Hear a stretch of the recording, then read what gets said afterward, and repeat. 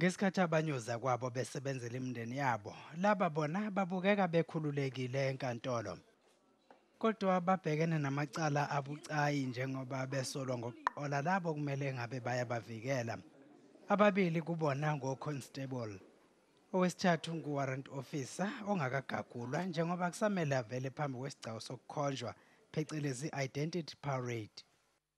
It is alleged that last week over the weekend, the three members visited a shop owned by a national foreigner in Kgaleshiwe.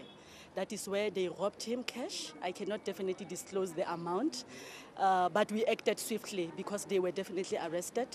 When they did this, they were wearing full uniform in the full, public view. Nakuba abanikazi bey'tolo abangabokufika eKimberley bethi sekujwayelekile ukuhlaselwa, amaphoyisa wona akholwa ukuthi lesigameko sehlukile kwezinye. The team is there working tirelessly to check if are there any cases that they can be linked with, but at this stage it's only robbery. Isisulu sona sikholwa ukuthi maningi amacala afanayo asazovela. December, another attack of just like this erupt and ran away.